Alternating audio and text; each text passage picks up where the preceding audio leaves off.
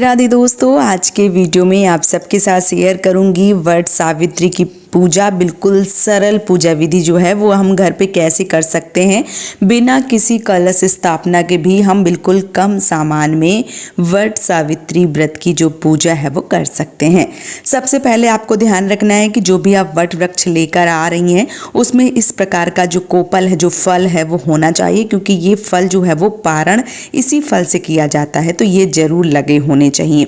आप चाहें तो इस प्रकार का जो फल है वो अगर लगा रहता है तो भी ठीक है, अगर नहीं मिलता है तो कम से कम वो जो हम जिससे जो कोप टाइप का है वो तो होना ही चाहिए।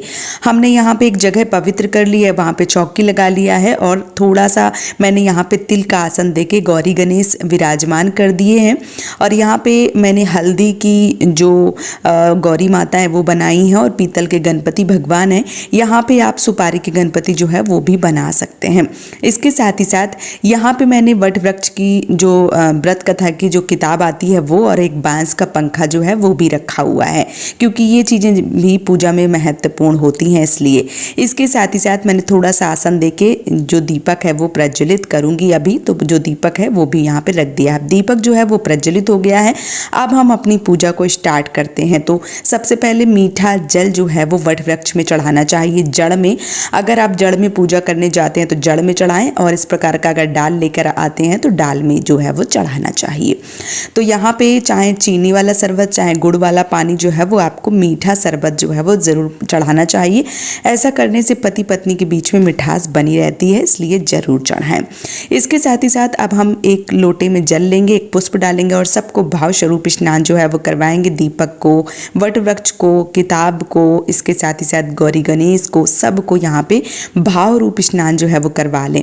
फिर ऐपन क्या होता है कि जो चावल के आटे में हल्दी मिला के ऐपन जो है वो बनाया जाता है, वट वृक्ष पे हाथे लगते हैं और घर पे पूजा करते हैं तो पत्तों में इस प्रकार से थोड़ा थोड़ा ऐपन जो है वो आपको लगा लेना चाहिए। लेकिन अगर आप वट वृक्ष में जाते हैं तो जड़ में जो है वो आपको हाथ से ही 5 उंगलियां आनी चाहिए, मतलब पूरा हाथ जो है वो बनाना चाहिए।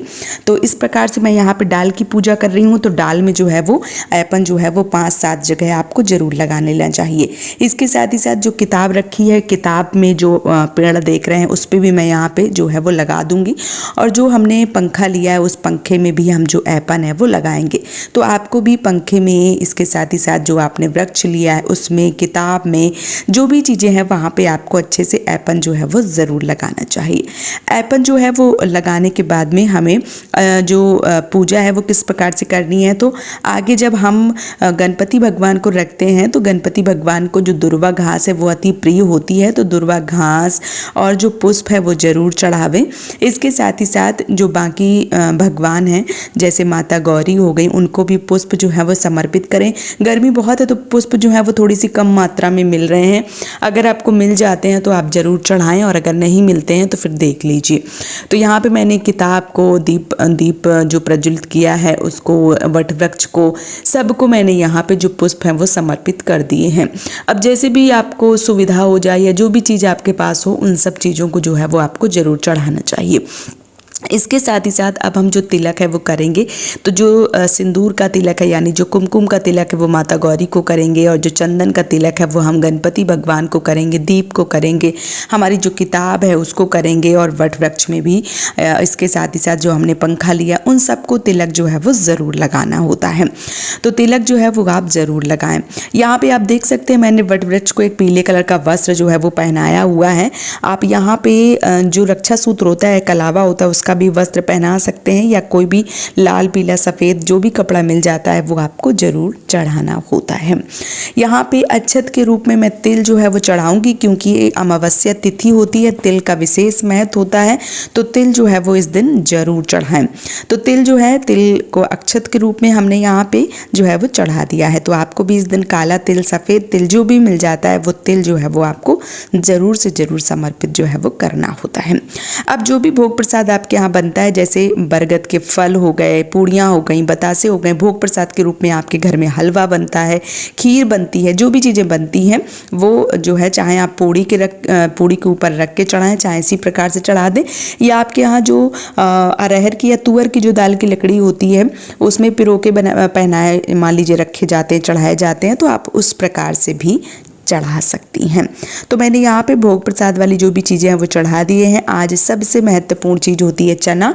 अंकुरित चने या भीगे हुए चने जो है वो विशेष रूप से फलदायी होते हैं, क्योंकि ये जो चने होते हैं इन्हीं के रूप में सत्यवान जी के प्राण वापस आए थे। तो जो चने हैं वो पूजा में ज़रूर चढ़ाएं।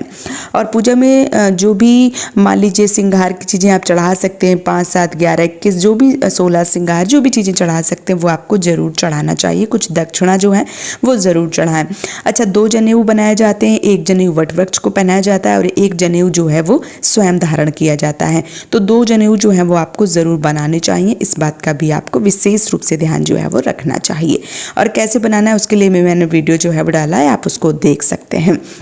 अब जनेऊ को आप पीला कर सकते हैं, तो हल्दी से जो ऐपन है उससे कर सकते हैं, हल्दी से कर सकते हैं, या आप चाहें तो जो मान लीजिए कोई लड्डू वाला कलर आता है उसमें से थोड़ा सा पीला तो कर लेंगे। तो क्या होगा, जब गीला होगा तो छूटेगा नहीं। तो आप देख लीजिए, आप धागा पीला ले सकते हैं, तो धागा पीला जो है वो भी लेके बना सकते हैं।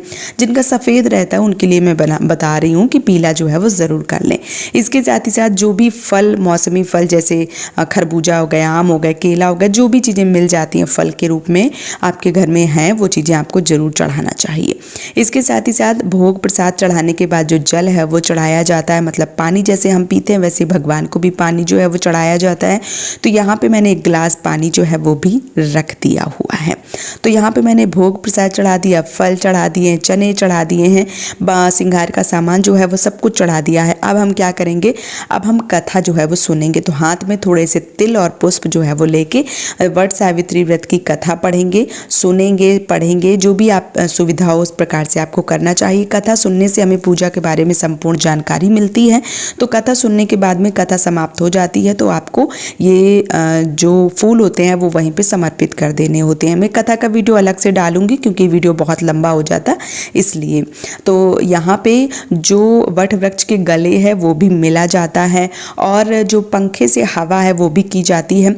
तो पहले पंखे से हवा जो है वो हम करेंगे, और जो मान लीजिए पंखा है उसको आप यहीं पे चढ़ाएंगे। 2 अगर लगते हैं तो एक वट वृक्ष के नीचे छोड़ दें, एक पति के लिए दूसरा लाएं, और अगर यही एक ही आपके यहाँ चढ़ता है तो वट वृक्ष की सेवा भाव हवा करने के बाद में आप ये पंखे से पति की जो सेवा भाव है वो कर सकते हैं।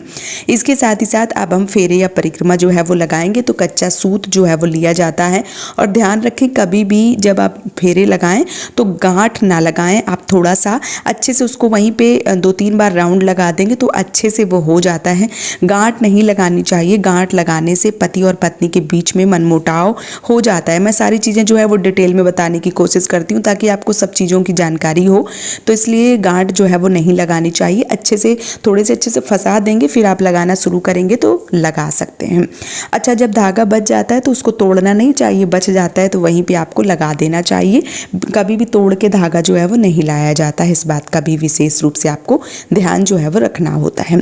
तो और जो फेरे या परिक्रमा है वो लगाते समय आप किन चीज़ों से, 2 चीज़ों से, जैसे मूंगफली के दाने, बादाम हो गए, टॉफ़ी हो गई, सिक्के हो गए, फल हो गए, या श्रृंगार की चीज़ें होंगी, जिससे भी है वो जो फेरे हैं वो लगाए जाते हैं। तो आप एक प्लेट जो है वो रख के जितने भी फेरे 108 आप लगाती हैं, 13 फेरे जैसे मैंने बताए हैं कि कितने फेरे लगते हैं, वो सारी चीज़ें जो है वो आप डिटेल वीडियो में देख सकते हैं। फेरे परिक्रमा जो है वो लगाने के बाद में वट वृक्ष के गले मिलें, और जो आरती है वो ज़रूर करें। भगवान से प्रार्थना करें कि वो आपके पति की दीर्घायु जो है वो ज़रूर करें, आपका सौभाग्य जो है वो हमेशा बना रहे। तो वीडियो कैसा लगा आप हमें ज़रूर बताइए। सपोर्ट कीजिए, इस चैनल को सब्सक्राइब कीजिए, वीडियो को लाइक कीजिए, अपने परिवारजनों के साथ इसे साझा कीजिए और शेयर कीजिए। आज का ये वीडियो मैं यहीं पे समाप्त करूंगी। बहुत जल्दी मिलूंगी एक और नए वीडियो के साथ में। तब तक के लिए राधे राधे।